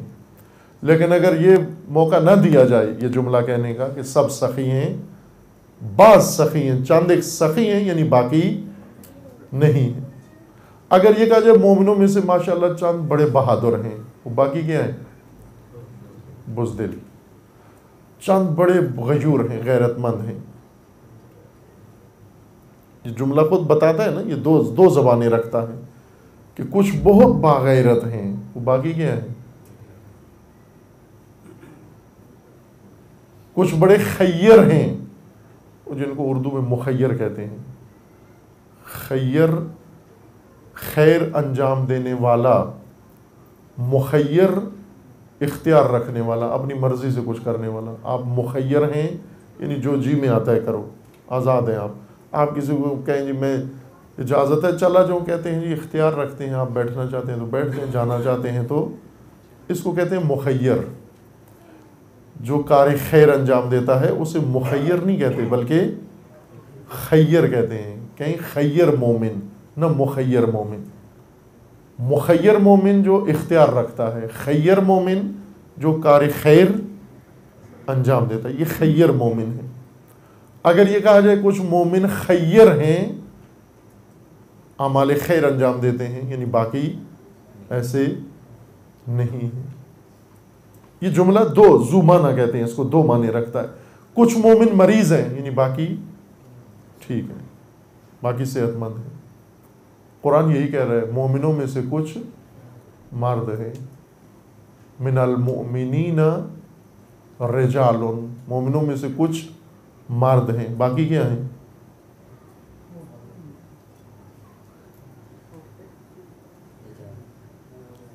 نہ بات پہلے ہی مومنین کی ہو رہی ہے، مومنات کو شامل نہیں ہے یہ بات، عورتیں نہیں. مومنوں میں سے کچھ مرد ہیں، باقی نہج البلاغہ سے پوچھیں کیا ہے باقی. باقیوں کا ذکر وہاں ہے. وہ کون ہیں؟ مرد نما، اشباہ الرجال. امیر المومنین کا خطبہ ہے اپنی فوج کے سامنے. اپنی فوج کو کہتے ہیں یا اشباہ الرجال ولا رجال، اے مرد نماؤ اور نامردو. چہرے مردوں والے ہیں لیکن باقی کوئی چیز مردانگی نظر نہیں آتی تمہارے درمیان. من المؤمنین رجال، مومنوں میں سے کچھ مرد ہیں. یہ کیا کرتے ہیں یہ مرد؟ مردانگی کیا ہے ان کی؟ ان کی مردانگی یہ ہے کہ انہوں نے اپنے اللہ سے عہد کیا ہے. عہد کیا ہے. دوسرا رکن ان کے اندر یہ کہ انہوں نے اس عہد کو وفا کیا ہے، سچ کر دکھایا ہے. تیسرا عنصر رکن ان کے اندر ہے کہ عہد کو وفا کرتے ہوئے خدا سے جا ملے ہیں، شہید بھی ہو گئے کچھ، اور کچھ ابھی انتظار ہے، انتظار میں ہے. منہم من قضا نحبا ومنہم من ينتظر. ان مردوں میں سے کچھ عہد وفا کرتے ہوئے چلے گئے اور کچھ ابھی انتظار ہیں. دونوں با وفا. وہ جو چلے گئے وہ بھی با وفا، جو رہ گئے یہ بھی با وفا، لیکن یہ انتظار میں ہے. وما بدلوا تبدیلا، انہوں نے کوئی چیز تبدیل نہیں کی، کسی جگہ ڈنڈی نہیں ماری انہوں نے. ان کی مردانگی کی بڑی علامت یہ ہے کہ کسی جگہ ڈنڈی، وما بدلوا تبدیلا، کچھ بھی نہیں بدلا انہوں نے. جو کچھ ان کے لیے مقرر کیا گیا تھا اسی راہ پر جا رہے ہیں. یہ آیت ایک مطلب بہت اہم بتا رہی ہے، وہ یہ کہ مومنین اور مومنوں کے اندر خصوصاً جن کو مرد کہا جائے، مرد ہیں، مردانگی ہے ان کے اندر، جو اللہ سے عہد رکھتے ہیں. عہد یعنی ایک کردار، ایک ذمہ لیا ہے اپنے دوش پر اور اس کو وفا کرتے ہیں. وفا کر کے گزر جاتے ہیں، لیکن یوں نہیں کہ جب وہ گزر جاتے ہیں میدان خالی ہو جاتا ہے اور باقی ان وفا کے، ان وفاداروں کی وفا کے تذکرے کرتے ہیں فقط. نہ، دین کو دو طبقے نہیں چاہیے، ایک با وفا اور ایک با وفاؤں کے ذاکر. فقط ایک طبقہ چاہیے، با وفا. صرف ایک گروہ چاہیے، با وفا. وہ بھی وفا کرے، تم بھی وفا کرو. ان کو کیوں یاد کرو؟ ان کو یاد کرو کہ جیسا وہ با وفا تھا ایسا تو بھی با وفا بن جائے. نہیں ہے کہ وہ با وفا ہو اور تو فقط اس کا تذکرہ کرنے والا، یعنی وفا اس کے وجود میں ہو اور تیری زبان پر ہو. ایسے نہ ہو. جس طرح اس کے کردار میں وفا تھی، وفا اس کا کردار تھا، تیرا بھی کردار بن جائے. نہ کہ تیرا ذکر ہو اور ان کا کردار ہو. ہم نے ابھی تک یہی کام کیا. کربلا کے جتنے کردار تھے، جو ان کا کردار تھا وہ ہمارا ذکر بنا ہے، اس لیے وہ کردار پیدا نہیں ہوئے۔ جب وہ کردار پیدا نہیں ہوئے، مشکل اپنی جگہ باقی ہے۔ کون یہ کام کرتا ہے؟ دنیا۔ الدنیا الناس عبید الدنیا۔ دنیا انسان کو زبانی دین کا پیروکار بنا کر اور کردار کا دین اس سے چھین لیتی ہے، کردار میں اس کو پست بنا دیتی ہے۔ ذکر زبان پہ بڑا اعلیٰ، ذکر اعلیٰ آتا ہے اس کی زبان پر۔ اصلاح کی ضرورت ہے۔ اصلاح یہ ہے کہ ایسا قیام ہو دین کی خاطر جس میں دین کردار بن جائے لوگوں کا، دین کردار بن جائے لوگوں کا۔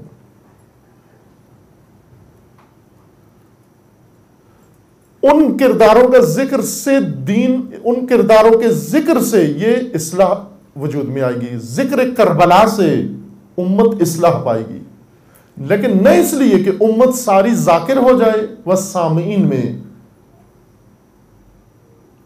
اور وہ صرف کردار وہی رہیں، بلکہ کرداروں کا ذکر اس وجہ سے ہو کہ امت ساری وہی کردار اپنا لے۔ وہ کردار نظر آئیں، ان کے وجود میں نظر آئیں، ایک ایک کردار ان کے وجود میں نظر آئے۔ ایک کردار عشرہ محرم میں آپ کی خدمت میں پیش کیا ہے، حضرت مسلم ابن عقیل ایک کردار کا نام ہے۔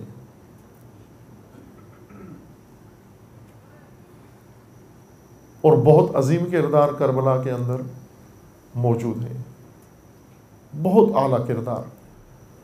ان کا ذکر کردار ساز ہے۔ ہم نے اپنے لیے بہت سستا سودا رکھا کہ وہ آئے، کردار ادا کر گئے، ہم ان کا ذکر کریں۔ ہماری نجات کا ذریعہ ان کا ذکر ہے۔ ان کی نجات کا ذریعہ کیا تھا؟ ان کا کردار۔ انہیں کردار نے بچایا، ہمیں ان کرداروں کے ذکر نے بچایا۔ دیکھا پھر ڈنڈی مار گئے نا ہم۔ وما بدلوا تبدیلا، بدلنا نہیں ہے کچھ بھی، تبدیل نہیں کرنا۔ مرد بدلتا نہیں ہے۔ مردانگی کی خصوصیت یہ ہے کہ کسی چیز کو بدلنا، وما بدلوا تبدیلا۔ اگر وہ مرد ہیں عہد کی وجہ سے تو تمہیں بھی مرد بننا ہے عہد کی وجہ سے۔ اگر وہ مرد ہیں عہد کو وفا کرنے کی وجہ سے، تم بھی مرد ہو عہد کو وفا کرنے کی وجہ سے۔ اگر وہ مرد ہیں وفائے عہد میں شہید ہونے کی وجہ سے، تم بھی مرد بنو وفائے عہد میں شہادت قبول کرو۔ اگر وہ مرد ہیں کہ جو چلے گئے ان کے بعد انہوں نے بدلا کچھ بھی نہیں، انتظار میں ہیں، اب تم بھی وفا کی راہ پر انتظار میں رہو، لیکن کردار کے ساتھ۔ کردار کربلا اصلاح ہے۔ یہ کرتے ہیں بعض، جب اپنی باری آتی ہے تو معاملہ بہت آسان کر لیتے ہیں ہم، خصوصاً شاعر، ان کی یہ مہارت ہے، چونکہ تخیل قوی ہے، قلم تیز ہے، زبان بھی ماشاءاللہ شعراء کی دوسروں سے زیادہ اچھی چلتی ہے، تو دوسروں کے لیے بہت کچھ ذکر کریں گے، لیکن جب اپنی باری آتی ہے تو آسان ترین راستہ اپنے لیے انتخاب کرتے ہیں۔ یہ شاعر جنہوں نے بہت اچھے شعر لکھے، خدا رحمت کرے انہیں، ایک شعر بہت اچھا ہے ان کا امام کے ظہور کے بارے میں، کہ جب امام آئیں گے، امام جب آئیں گے تو کیا ہوگا۔ مخالفین کو انہوں نے پہلے سے ہی ہوشیار کر دیا، جب امام آئیں گے تو خیر مناؤ، تمہاری خیر نہیں ہے، پکڑ پکڑ کے تمہیں یوں کریں گے یوں کریں گے۔ پھر مومنوں کو بھی بتایا کہ تمہاری بھی خیر نہیں ہے، جب امام آئیں گے جو خمس نہیں دیتے وہ بھی ہوشیار ہو جائیں، جو نماز نہیں پڑھتے وہ بھی تیار ہو جائیں، جو فلاں نہیں کرتے، یہ سب کو ایک ایک کر کے۔ اور بڑا خوبصورت ان کا کلام ہے، واقعی خوبصورت ہے سارا کلام۔ آخر میں جا کر اپنا ذکر کیا، جہاں شاعر آخری شعر میں اپنا نام لکھتا ہے نا کہ میں کیا کروں گا جب امام آئیں گے۔ جب امام آئیں گے تو شاعر کیا کرے گا؟ کہا ہم نوئے سنائیں گے۔ سبحان اللہ۔ دوسرے ادھر ان کے لیے مشکل بنی ہوئی ہوگی، وہ تلوار امام ان کے سروں پر ہوگی کہ تم نے خمس کیوں نہیں دیا، تم نے یہ کیوں نہیں کیا، تم نے وہ کیوں نہیں کیا، اور شاعر سے پوچھیں گے تمہیں کسی چیز کی ضرورت نہیں ہے، ایک نوحہ سناؤ تمہارا کام چل جائے گا. کچھ تو اپنے لیے تو بہت آسانی کر لیا آپ نے. اپنا کام زیادہ مشکل سمجھو کہ آپ کا کام امام کا پیغام دوسروں تک پہنچانا، آپ کا کام سب کو بیدار کرنا، آپ کا کام سب سے زیادہ سخت ہے چونکہ آپ کی صلاحیت زیادہ ہے. آپ کو اللہ نے جس صلاحیت سے نوازا ہے وہ ہر ایک کو نہیں دی، بس آپ کا کام زیادہ سخت ہے. آپ زیادہ بڑھ کے ہمت کرو. مجالس عزا ذکر شہداء کربلا، اس لیے کہ کربلا کے کردار تکرار ہوں تاکہ امت اصلاح ہو. امت میں فساد کیا ہے؟ عبید دنیا اور زبانی دین، یہ فساد ہے. اس کی اصلاح کربلا ہے. کربلا کی بقا مجالس ہیں، لیکن ان مجالس میں یہ نہ ہو کہ فقط وہی زبانی دین ہو، زبانوں سے ایک تذکرہ ہو جائے اور باقی کانوں سے سن لیں اور اس کے بعد پھر ہم احسان بھی جتلائیں.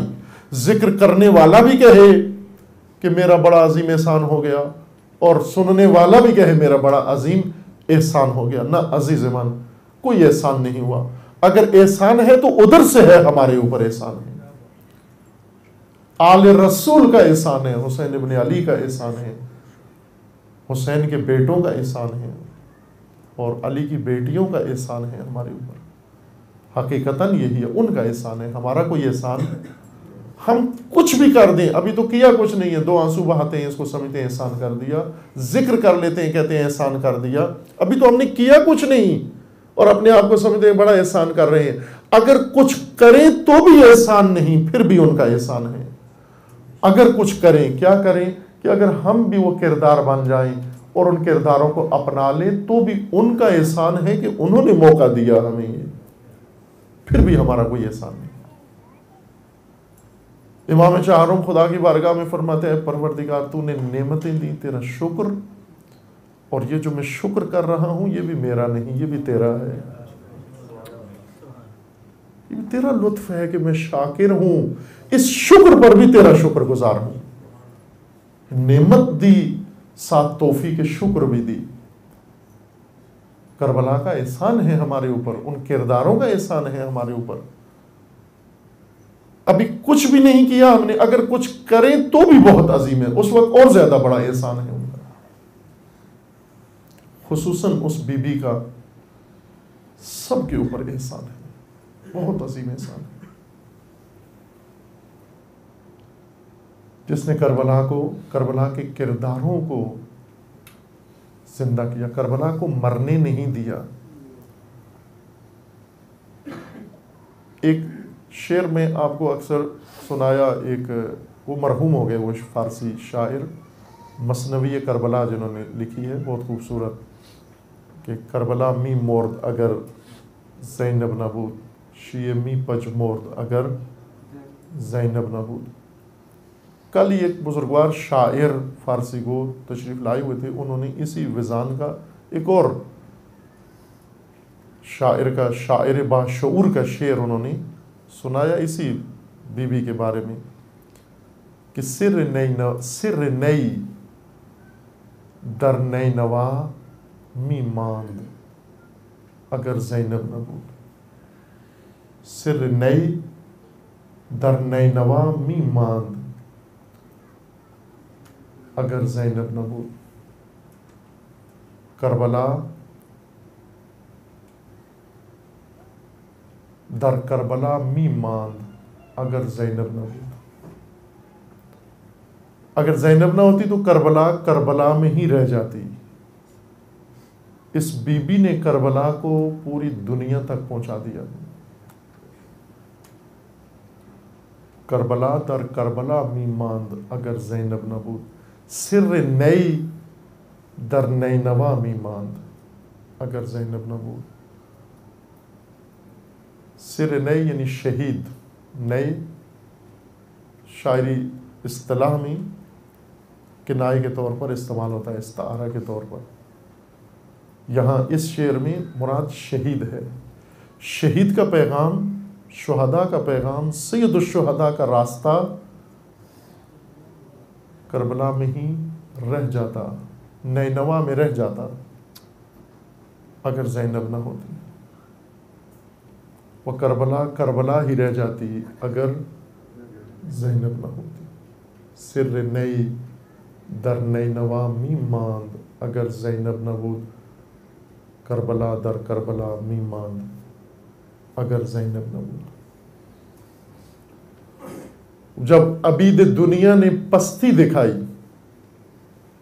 اوج پستی کی اس وقت تھی ان کے اوپر کہ جب سید الشہداء علیہ السلام نے جنگ شروع کی، خود جنگ کی.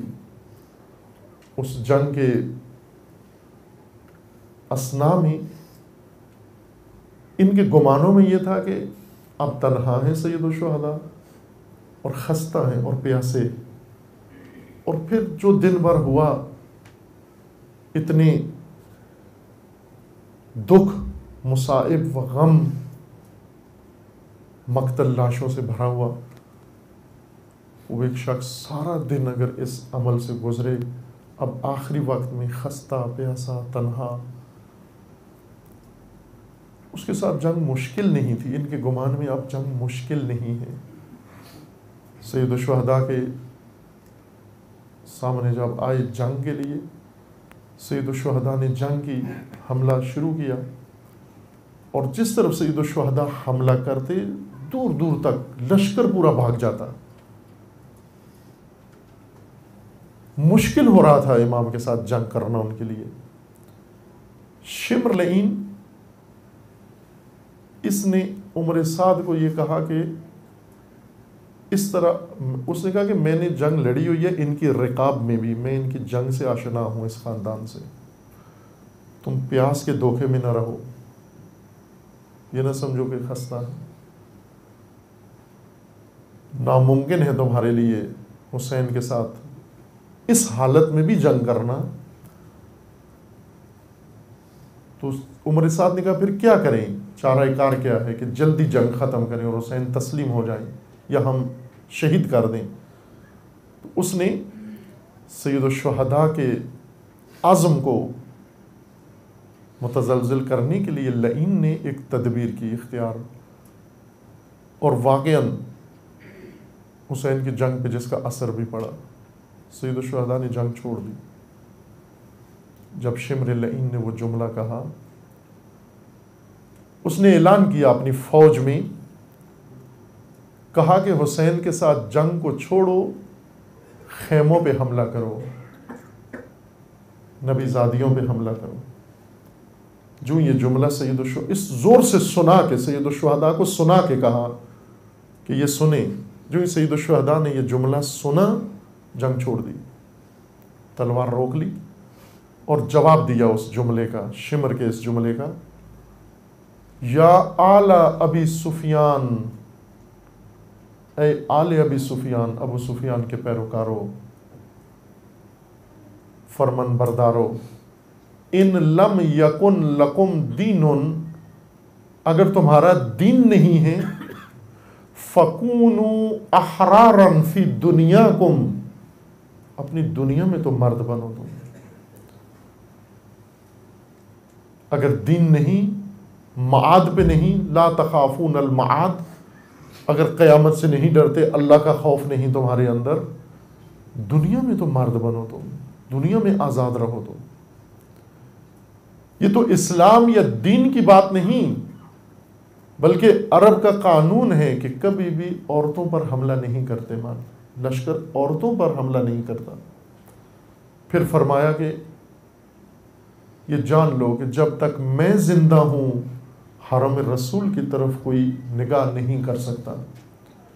اور سید الشہداء کے لیے جنگ میں یہ بڑی مشکل پیش آ گئی. اس کے بعد جو جنگ ہوئی، جتنی سید الشہداء حملہ کرتے اور پھر آ کر تنہا سینہ دشمن کی طرف کر کے، جس طرح حملہ آور کسی اور پر حملہ کرنا چاہتا ہے تو اس کو روکا جاتا ہے، سید الشہداء نے اس طرح جنگ شروع کی. تلوار اور ڈھال، پھر گھوڑا لے جاتے، حملہ کر کے واپس فوراً خیام کی طرف آ کر صد بنا لیتے، دیوار تنہا، کہ خیام کی طرف آنے کا رخ نہ کریں۔ اس وجہ سے سید الشہداء کو جنگ مشکل پیش آ گئی ہے۔ اور آخر کار وہ لحظہ موعود آ گیا۔ عمر سعد نے پورے لشکر کو اکٹھا کیا اور کہا کہ دستہ دستہ حسین کا مقابلہ نہیں کر سکتے، گروہ گروہ حسین کا مقابلہ نہیں کر سکتے۔ لشکر کو سارے کو اکٹھا کر کے اور یہ کہا کہ جس کے پاس جو کچھ ہے حسین پر حملہ ور ہو جائے۔ اور یہ وہ وقت تھا جب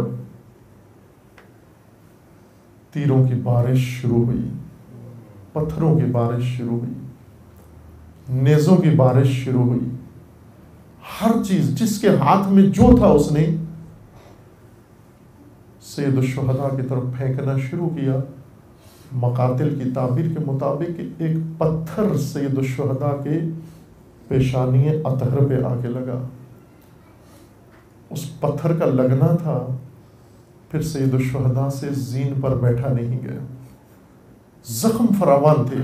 امام سید ساجدین فرماتے ہیں جب مجھے بابا کی قمیص ملی شام میں نے گننے شروع کیے، بابا کے بدن پر زخم کے نشان گنے نہیں گئے۔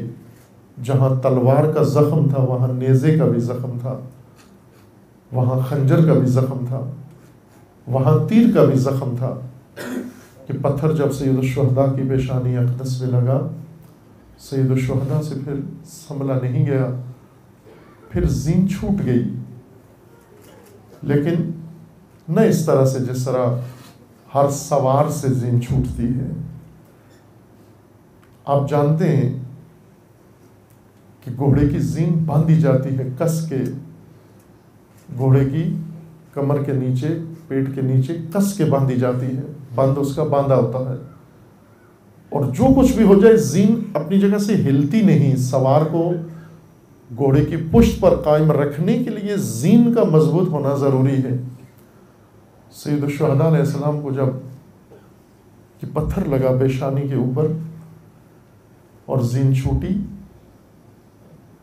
اس طرح سے زین چھوٹی کہ ذوالجناح جب واپس خیام میں گیا تو زین کج ہو چکی تھی، اور اس کیفیت کو دیکھ کر بیبیاں سمجھ گئیں کہ حسین کیسے اترے ہیں۔ اس طرح اگر کوئی سوار اترے زین سے کہ زین گھوڑے کی پشت پر ٹیڑھی ہو جائے، معلوم ہوا کہ سوار پر بہت سخت منظر گزرا ہے۔ سید الشہداء زین پر آ گئے، زمین پر آئے، اور تکبیریں سید الشہداء کی بند ہو گئیں، اور جناب زینب علیہ در خیمہ پہ منتظر تھیں سید الشہداء کی تکبیر کی۔ تکبیریں بند ہوئیں اور ایک کوہرام مقتل میں برپا ہوا، گرد و غبار اڑا۔ بی بی سمجھ گئیں کہ اب بھیا زین پر نہیں ہے، جنگ ختم ہو گئی۔ بی بی نے در خیمہ چھوڑا اور جا کر اس مقتل کے گودال کے سامنے ایک ٹیلے پر کھڑی ہو گئی، اور پھر اس کے بعد جو منظر دیکھا ثانیہ زہرا نے، وہ اس صابرہ کے بغیر کوئی اور برداشت نہیں کر سکتا۔ سید الشہداء نے سر سجدے میں رکھا، شمر لعین خنجر لے کر آیا سید الشہداء کے پشت پر، بعض روایات میں ہے سینے پر، لیکن چونکہ حالت سجدہ میں تھے، بعض روایات میں ہے پشت پر زانو رکھا، زانو رکھ کر سید الشہداء کی زلفوں میں ہاتھ ڈالا، اور پھر اس کے بعد پس گردن سے خنجر چلانا شروع کیا۔ بی بی نے یہ منظر اپنی آنکھوں سے دیکھا اور فریادیں شروع کی، واہ محمدہ، واہ حسینہ، واہ علیہ، واہ فاطمہ، واہ مصیبتہ۔ اور یہ لعین سید الشہداء کے سر اقدس کو کاٹ کر جب روانہ ہوا، زلفوں سے ہاتھ میں سر اقدس امام لے کر فاخرانہ انداز سے جب روانہ ہوا، اس وقت بی بی نے فریادیں شروع کی، اور خیموں میں جب ذوالجناح خالی پہنچا کاجزین کے ساتھ، اس وقت بیویوں میں کوہرام مچا، اور اس وقت یتیم بچوں کو احساس ہوا جن کے باپ صبح سے شہید ہو گئے تھے لیکن حسین موجود تھے۔ اس وقت ان بچوں نے فریادیں نہیں کی، لیکن اب کربلا میں کوہرام برپا ہوا، ندا آئی قد قتل الحسین۔ یہ وہ لمحہ ہے جو امام زمان ہمیشہ یاد بھی کرتے ہیں، بیان بھی فرماتے ہیں کہ میرا سلام ہو اس لحظے پر جب ذوالجناح خالی زین کے ساتھ خیام میں لوٹ کر گیا، اور بیویاں چہروں پر ماتم کرتی ہوئی برہنہ سر آئیں خیموں سے باہر، یا حسین کرتے ہوئے، اور ذوالجناح کی ندا آئی الظلیمہ الظلیمہ الظلیمہ الا لعنۃ اللہ علی الظالمین۔ فسیعلم الذین ظلموا أی منقلب ینقلبون۔ اللہم بحق اسمک العظیم الاعظم الاعز الاجل الاکرم یا اللہ یا اللہ یا اللہ یا اللہ۔ خدا بندہ بحق محمد و آل محمد، بحق اسماء حسنى خود، بحق شہداء، بحق اولیاء، بحق صلحاء، پروردگارہ ہمارے اس قلیل ذکر کو اپنی بارگاہ میں قبول فرما، مومنین کے اخلاص و خلوص کو شرف قبولیت عطا فرما، جو مومنین اس دنیا سے رحلت کر گئے انہیں جمال رحمت میں مقام نصیب فرما، جو مریض علیل انہیں شفاء کاملہ نصیب فرما، جو ملتمس دعا ان کی دعاؤں کو مستجاب فرما، جو صاحب حاجات ہیں ان کی حاجات کو پورا فرما، جو کسی مشکل و مصیبت میں گرفتار ہیں ان کے تمام مسائل و مشکلات کو برطرف فرما۔ خدا بندہ امت اسلامیہ کو ظلم و ستم سے نجات عطا فرما، ان ظالمین کو ظلم سمیت نیست و نابود فرما، امت اسلامیہ کو فتنوں سے رہائی عطا فرما، فتنہ گروں کو فتنوں سمیت نیست و نابود فرما، فتنہ تکفیریت کو نیست و نابود فرما، اس کے بانیوں اور حامیوں کو رسوا فرما، حزب اللہ کو کامیابی عطا فرما، سید مقاومت سید حسن نصر اللہ کی حفاظت فرما، عالم مجاہد شیخ نمر کی حفاظت فرما، آل سعود کو نیست و نابود فرما۔ خدا بندہ بحق محمد و آل محمد، رہبر معظم انقلاب اسلامی کا سایہ دراز فرما، انقلاب اسلامی کو دشمنوں کے شر سے محفوظ فرما، انقلاب اسلامی کو انقلاب امام زمان سے متصل فرما، مملکت پاکستان کی حفاظت فرما، اس ملک کو اندرونی بیرونی دشمنوں سے محفوظ فرما، ملک کے اندر امن و امان قائم فرما، دہشت گردی، فرقہ واریت، فتنہ و فساد و نفاق پھیلانے والوں کو نیست و نابود فرما، ان کے حامیوں سرپرستوں کو رسوا فرما۔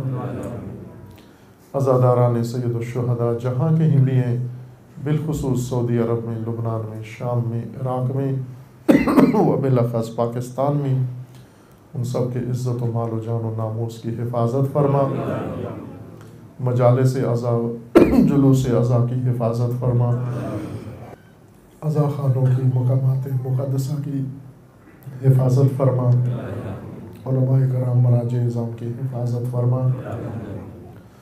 خدا بندہ بحق محمد و آل محمد، ملت تشیع کے اندر بیداری و شعور عطا فرما، ملت تشیع میں اتحاد و اتفاق قائم فرما، ملت پاکستان میں اتحاد و اتفاق قائم فرما، ملت اسلامیہ میں اتحاد و اتفاق قائم فرما، اپنے ولی حق ولی اللہ العظم اجل اللہ تعالی فرج اور شریف کا جلد از جلد ظہور فرما، ہمیں حضرت کے اعوان و انصار میں سے انہیں کی توفیق عطا فرما، تمام دنیا میں بالخصوص دنیا اسلام میں و بالاخص مملکت پاکستان میں نظام امامت و ولایت کے قیام کی توفیق عطا فرما، تمام مرحومین کے لیے، مومنین و مومنات کے لیے، بانیان مجلس، حاضرین مجلس، منتظمین مجلس و بالخصوص مرحوم آشا صاحب خانہ کے والد گرامی ان کے لیے و دیگر اس خاندان کے علاوہ اپنے مرحومین کے لیے سورہ فاتحہ۔ بسم اللہ الرحمن الرحیم، الحمد للہ رب العالمین الرحمن الرحیم مالک یوم الدین، ایاک نعبد و ایاک نستعین، اہدنا الصراط المستقیم صراط الذین انعمت علیہم غیر المغضوب علیہم ولا الضالین، اللہم تقبل منا انک انت السمیع العلیم برحمتک یا ارحم الراحمین۔ درود پڑھیے محمد والے محمد۔